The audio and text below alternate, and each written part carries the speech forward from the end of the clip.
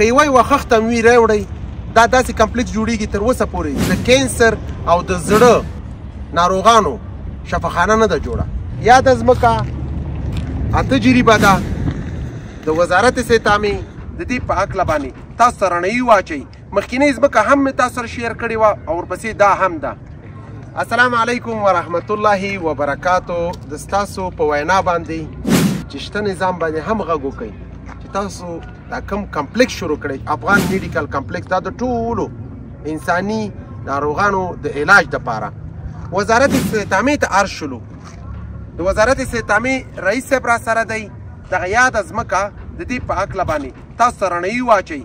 مخکینۍ ځمکه هم مې تاسو سره شیر کړې وه او ورپسې دا هم ده. بسم الله الرحمن الرحیم. رئیست فامیلی لیس مریم طرف ته دغه یوه تجربه ځمکه چې فلحال همدغسې شنډه پرته ده او صرف چاردیوالي منځته راغلې، چونکې دغه مخکې تقریبا 12 جریبه وه چې بیا وخت زورواکانو تقریبا 3 جریبه غصب کړي او په یو جریب کې خیر هغه جومات الحمدلله نکاح شو. نو د موږ د خپل چې کله دوی موږ ته مراجعه وکړه همدغه مځکه دوی ته وښودله چې تقریبا تجربه ده، خو چونکې د دوی پروګرام ماشاءالله داسې پراخه ده نو دوی وایي چې دغه به شاید د موږ دپاره بسنه نه وکړي، ځکه موږ مکمل کمپلیکس جوړو او د دې د ډاکټرانو صاحبانو د پرسونل لپاره موږ د رهایش پروګرام ده. نو نوره موږ چې څومره د موږ په وس کې انشاءالله العزیز 100% دوی سره په هر ځای کې چې وي هر چیرته چې وي موږ ورسره همکار ملاتړ یې انسانیت ته به کار صرف د انسانیت په خاطر د افغان ملت په خاطر انشاءالله. قدرمنو هیوادوالو، زمونږ او ستاسو موخه او هدف د انسانیت دپاره دی. کمپلیکس جوړول دا په ټولو باندې حق لري.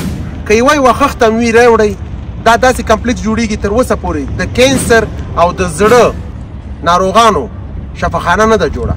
د دې کمپلیکس بنیاد به موږ ټول په مشترکه ږدو. خوشحاله خو په دې یم چې ټول په اتفاق سره راټول یو.